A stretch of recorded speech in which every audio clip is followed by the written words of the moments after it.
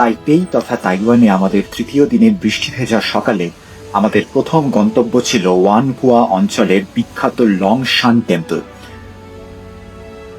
আমরা একটা মেট্রো ধরে লংশান টেম্পল স্টেশনে এলাম। তবে মন্দিরে ঢোকার আগে আমরা স্থানীয় একটা ক্যাফেতে ব্রেকফাস্ট করতে ঢুকলাম।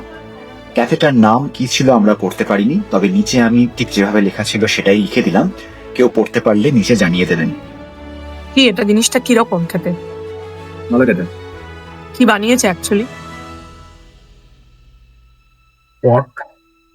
Pork tenderloin, egg, spring onion দিয়ে একটা রোল। এটা কি ভাজা বাইরের এটা? হ্যাঁ। আর সাথে কি নিয়েছো ওটা? হয়তো কেচাপ। ড্রিঙ্কটা? আর এটা হচ্ছে তাইওয়ানি মিল্ক টি।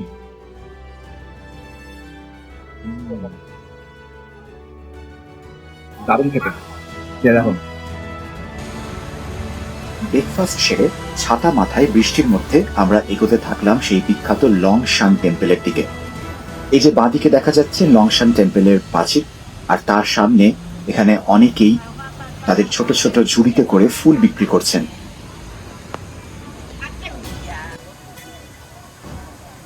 লংশান মন্দির তাইপেই শহরের সবচেয়ে পুরনো মন্দির। চীনের ফুজিয়ান প্রদেশ থেকে তাইওয়ানে আসা মানুষ এই মন্দির নির্মাণ করেন 1738 সালে। বহুবার আগুনে আর ভূমিকম্পে এই মন্দির ধ্বংস হয়েছে। শেষবার নিঃশেষ হয় দ্বিতীয় বিশ্বযুদ্ধে আমেরিকান বোমাতে। মন্দিরের প্রধান দ্বার বা ড্রাগন গেট দিয়ে ঢুকে ডান দিকে আসে একটি কৃত্রিম জলপ্রপাত, আর তার সামনেই স্থানীয় মানুষেরা চীনে লণ্ঠন বেঁধে রাখেন তাদের মনস্কামনা জানিয়ে।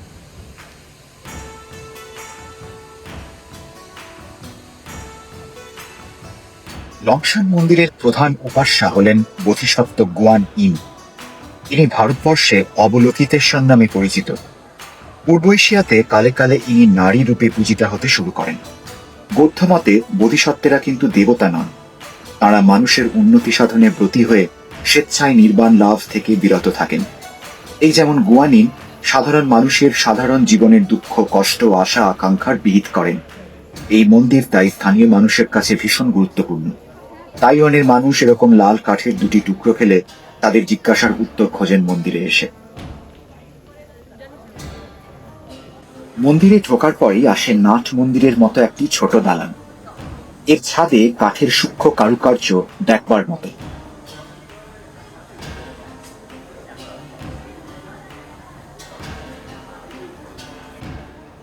মানুষ এখান থেকে প্রথমে মূল মন্দির অভিমুখে প্রণাম জানিয়ে নেমে আসেন সামনের উঠোনে।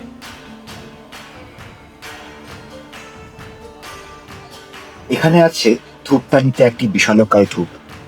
সেই ধূপের গন্ধ নিয়ে মানুষ আসেন মূল মন্দিরে। মূল মন্দিরের ভেতরেই পদ্মের ওপর অধিষ্ঠিতা অবলোকিতেশ্বর গুয়ান ইন। আশ্চর্য ব্যাপার হলো, এই মন্দির বহুবার ধ্বংস হলেও গুয়ান ইন বা গুয়ান মায়ের কিন্তু কোনো ক্ষতি কখনো হয়নি, এমনকি দ্বিতীয় বিশ্বযুদ্ধে আমেরিকান বোমার আঘাতেও নয়।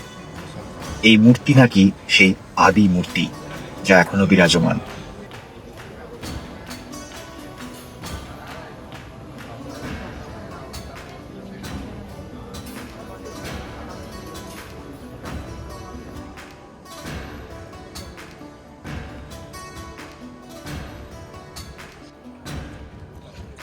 মূল মন্দিরের বাম পাশ দিয়ে নিচে নেমে এলে পেছনে দেখা যায় আরো বেশ কতকগুলি ছোট ছোট মন্দির।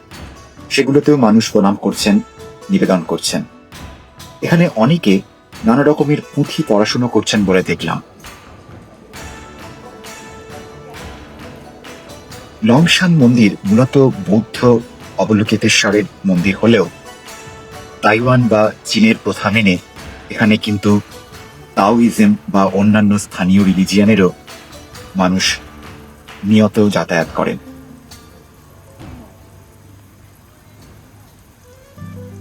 লংশান মন্দির থেকে বেরিয়ে দেখি বৃষ্টি তখন একটু ধরেছে।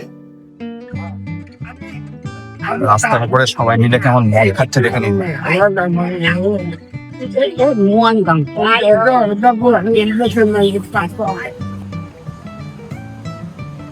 আমাদের পরবর্তী গন্তব্য বপিলিয়াও হিস্টোরিক ব্লক। লংশান মন্দিরের ঠিক পাশেই এই অঞ্চল। তাইওয়ানে চীনেরা বসবাস করতে শুরু করে যখন, তখন চীনের মূল খণ্ডে চীন বংশের রাজত্ব চলছে। সেটা অষ্টাদশ শতক। সেই সময় তাইপেই শহরের প্রধান বাণিজ্যিক কেন্দ্র হিসেবে গড়ে ওঠে এই বপিলিয়াও অঞ্চল। এখনো এখানে বেশ কিছু পুরনো দিনের চীনা খাবার বা দৈনন্দিন সামগ্রীর দোকানপাট রয়ে গেছে।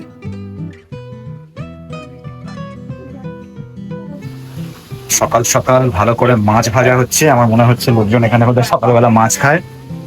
হ্যাঁ, এটা হচ্ছে সব স্থানীয় ব্রেকফাস্টের জয়েন্ট। মানুষজন এখানে বসে বসে খাচ্ছেন।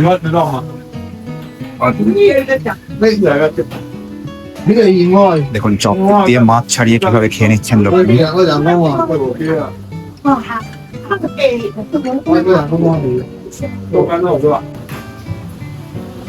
ইনি আবার বেগুন কাটছেন।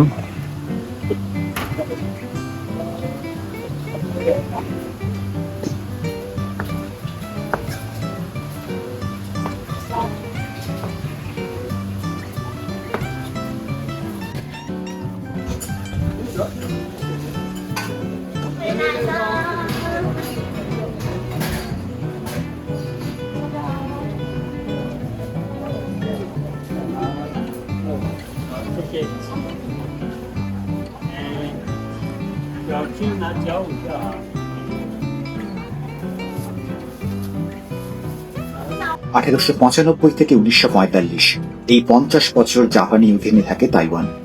সেই সময় জাপানিরা এই বপিলিয়া অঞ্চলকে আরো আধুনিক রূপ দেন। দ্বিতীয় বিশ্বযুদ্ধের পরে এই অঞ্চলের গুরুত্ব কমতে থাকে। তবে তাইওয়ান সরকার 2000 সালের পরে এই অঞ্চলের ব্যাপক সংস্কার আর পুনরুদ্ধার করে অঞ্চলটিকে তার পুরনো রূপে ফিরিয়েছে। অনেকটা ওপেন এয়ার মিউজিয়ামের মতো এই অঞ্চলটি তাই তাইপেইয়ের একটি পর্যটনের কেন্দ্রে পরিণত হয়েছে। এরপর আমরা একটা বাস ধরে চললাম দাদাওচেং অঞ্চলের বিখ্যাত রাস্তা দিহুয়া স্ট্রিটের দিকে। বাসে যেতে যেতে তাইপেই শহরের পুরনো এই অঞ্চলের রাস্তাঘাট, বাড়িঘর, দোকানপাট দেখতে বেশ ভারী মজাই লাগছিল।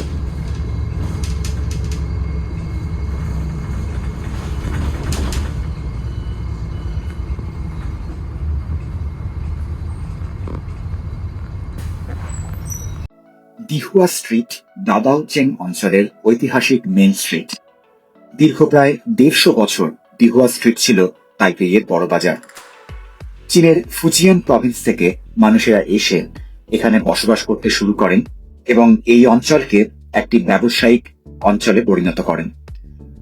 শেষ কয়েক দশকে তাইপেইতে অন্যান্য সব অত্যাধুনিক শপিং ডিস্ট্রিক্ট গড়ে ওঠায় দিহুয়া স্ট্রিটের গুরুত্ব কমেছে, তবে তা একেবারে চলে যায়নি।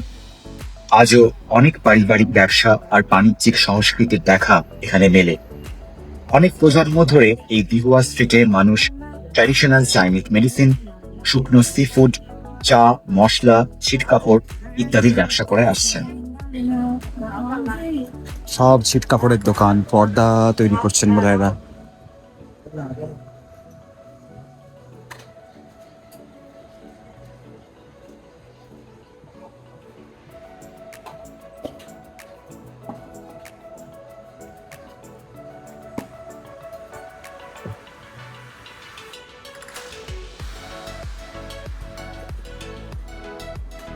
বাবা কি সুন্দর গন্ধ রে। জাপানি ছাতা, সব জামা কাপড়ের দোকান।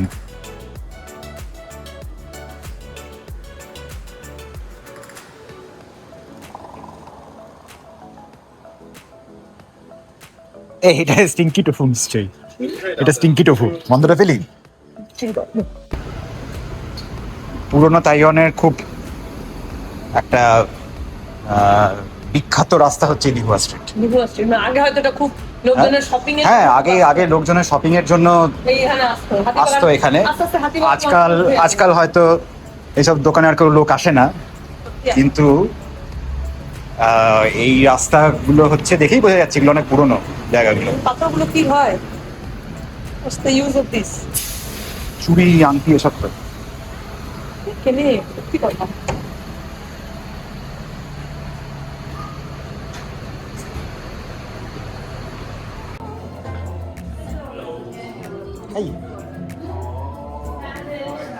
সুভেনিরের দোকান দেখেই তৃষা ঢুকে গেছে।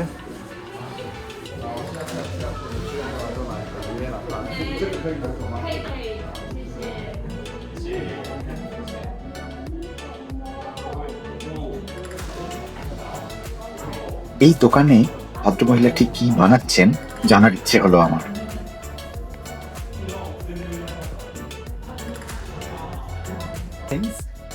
This is the Japanese style traditional handmade, and it comes from the leaves of the tree. Yeah. And you just do it, and you could So so what do you do with this? it has some function that Okay. like if you have the hot pot. Yeah. Oh, you can put it in there. Yeah. All right. And also here Yeah. has the cooker, so you could hang on like a decoration. Oh, you can hang something. Yeah, Yeah. inside you could just put the flower to make it like a Christmas tree. Oh, wow. Yeah, the decoration. Oh, wow. So for this area, it's all come from this kind of plants. Okay. Which Yeah. plant is this? Which plant is this? Habaku is it's meant more like the plants in Asia. Okay. And it's a big one. Oh, Yeah, right. a really big leaf. Yeah, yeah. Yeah, and like this one, because they're from this material, they always make the thing that is Yeah. more functional. Yeah. And it comes from the old. So like this one is the water, Oh, okay. Yeah. and here is also the one. Oh, you just take it. Yes. The water in the And- Japanese stores, Yes, yes. Japanese temples. Yes. So this is kind of come from Yeah. Japanese as well. Wow. It's more like this one. Wow. Thank you very much. Thank Yeah. যা বুঝলাম তা হলো তালের মতো কোনো এক গাছের পাতা দিয়ে এরা দৈনন্দিন কাজে ব্যবহার করা বিভিন্ন জিনিসপত্র তৈরি করছেন।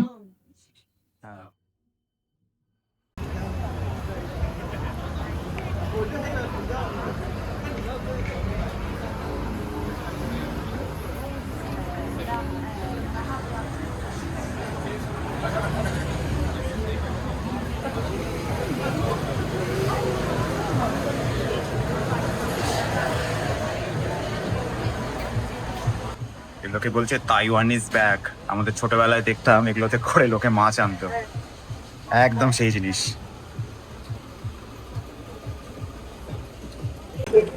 এটা মনে হচ্ছে কোনো চাইনিজ মেডিসিনের দোকান।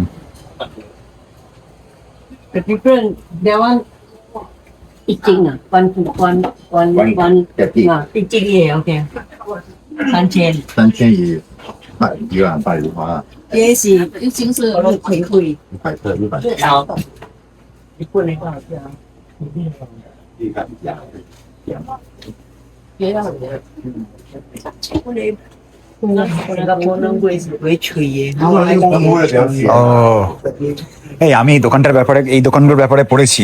এখানে এসে এখানে এসে বলতে হবে যে কি কি অসুবিধা হচ্ছে শরীরে, যে কি বলে হ্যাঁ বাঁ হাঁটুতে খুব ব্যথা, আর তারপর কিছু প্রশ্ন জিজ্ঞেস করবে, তারপরে ওরা ওষুধ বানিয়ে সেই ওষুধ দিয়ে দেবে। দরখাস্ত নাই সব।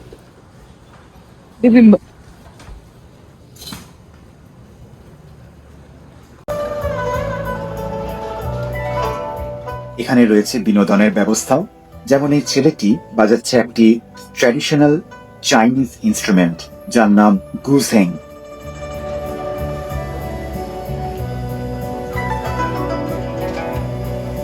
আবার কিছুটা পথ গিয়ে দেখি চলছে পুতুল নাচের প্রদর্শনী।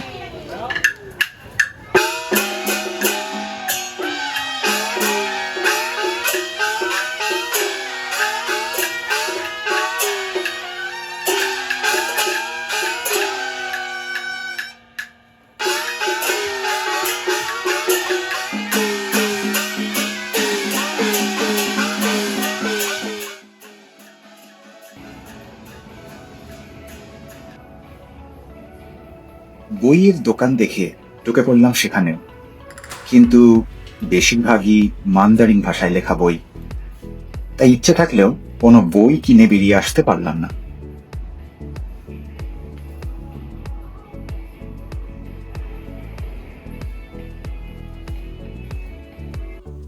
দিঘুয়া স্ট্রিটে আমাদের আসার মূল উদ্দেশ্য ছিল চাইনিজ সেরামিক বা চিনেমাটির তৈরি জিনিসপত্র কেনা। কিন্তু এই দিহুয়া স্ট্রিটের যেসব অত্যাধুনিক চিনেমাটি বিক্রি করার দোকানগুলি আছে, সেগুলিতে জিনিসের দাম এতই বেশি যে আমরা সেদিনকে এখান থেকে আর কিছু কিনিনি। তাইপেইতে চিনেমাটির জিনিসপত্র কেনার সেরা ঠিকানা হচ্ছে তাইপেইয়ের কাছেই ইংগে স্ট্রিট, যেখানে আমরা পরে একদিন গিয়েছিলাম।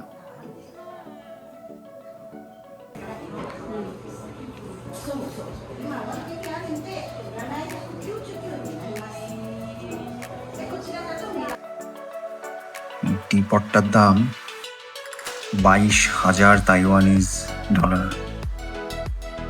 2.5 দিয়ে গুণ করলে ভারতীয় টাকায় পাওয়া যাবে, অর্থাৎ 55,000 টাকা।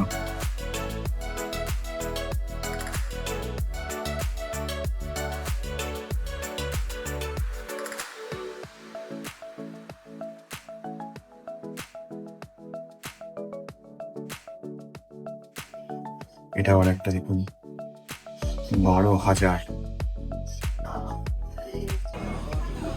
এরপর তৃষা একটু ক্লান্ত বোধ করায় ওকে হোটেলে পৌঁছে দিয়ে আমি এলাম লাঞ্চ করতে। আমাদের হোটেলের কাছে একদম সাদামাটা একটা খাবারের দোকান, কিন্তু স্থানীয়দের কাছে ভীষণ জনপ্রিয়। এখানে মানুষ সাধারণত খেতে আসেন নুডল স্যুপ। আমিও নুডল স্যুপ নিলাম। অত্যন্ত গরম কিন্তু প্রচুর পরিমাণে দেওয়া এই নুডল স্যুপ সঙ্গে কিছু সস আর সবজির ডিশ দিয়ে খেতে কিন্তু অসাধারণ লাগলো।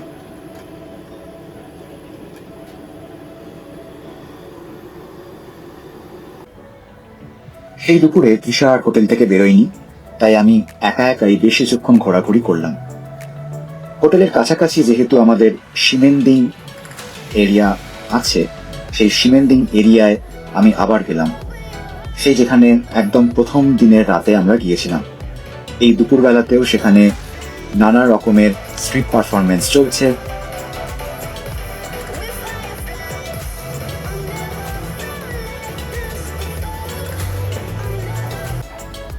রয়েছে খাবারের দোকানের সামনে মানুষের ভিড়। এখানে শোকেসে দেখলাম একটা জিনিস খুব বিক্রি হচ্ছে, সেটা হচ্ছে হাঁসের মাথা বা ডাক হেড, আর নানা রকমের সি ফুড তো আছেই। আর এই যে কালো কালো ডিমগুলো দেখা যাচ্ছে, ওগুলো চায়ের জলে ডোবানো ডিম।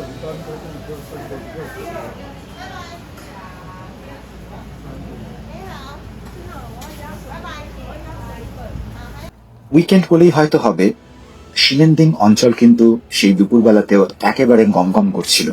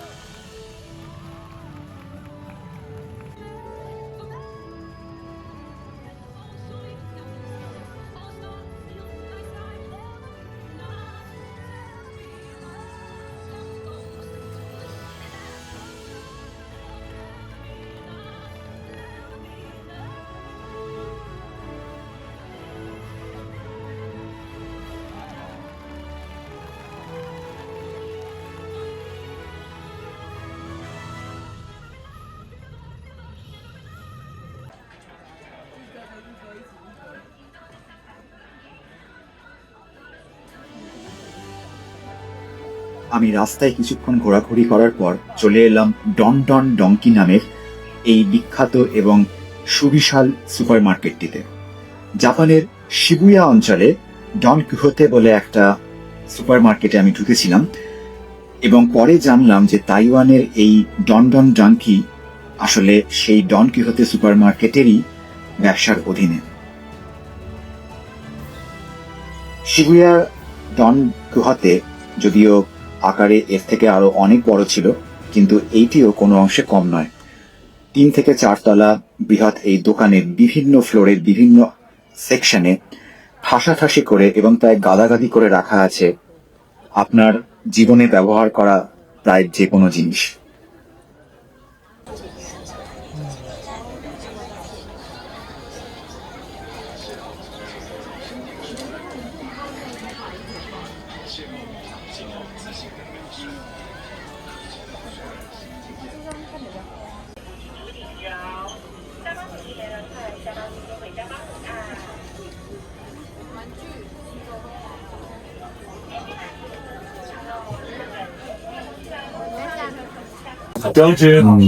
এখানেও জাপানের মতো গাদা গাদা কিটক্যাট।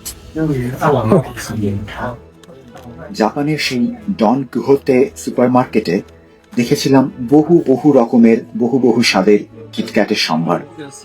তাইপেইর এই দোকানটিতে অত রকমের না হলেও বেশ কিছু নিত্য নতুন ফ্লেভারের কিটক্যাট কিন্তু এখানেও অ্যাভেলেবেল।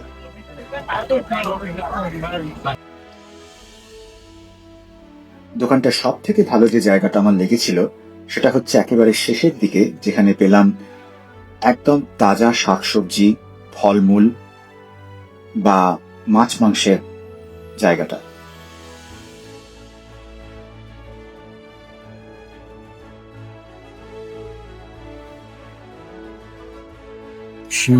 গাদা গাদা বিফ, গরু গরু চারিদিকে গরু।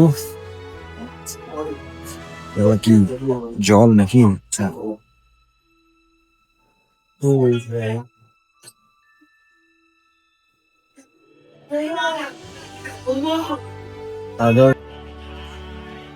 ডন ডন ডঙ্কি দোকানটি থেকে বেরিয়ে সেদিন আমি সোজা হোটেলে ফিরে আসি। প্রথমে প্ল্যান ছিল সন্ধেবেলা শিলিং নাইট মার্কেটে যাওয়ার। নাইট মার্কেট হলো এমন এক জায়গা যেখানে খাবার দাবারের প্রায় এক মেলা বসে। সমগ্র তাইওয়ান তথা তাইপেইতে এরকম নানা রকম নাইট মার্কেট আছে। তবে আমরা দুজনেই সেদিন বেশ ক্লান্ত থাকায় নাইট মার্কেটে আর যাওয়া হয়নি। আর তাছাড়া পরের দিন একদম ভোরে আমাদের ট্রেন ছিল, যাতে করে আমরা তাইপেই ছেড়ে পাড়ি দেবো তাইওয়ানের দক্ষিণ দিকের অঞ্চলগুলিতে। পরে আমরা নাইট মার্কেট দেখেছি তাইপেইতে, সে গল্প পরবর্তী কোনো এক এপিসোডে আসবে।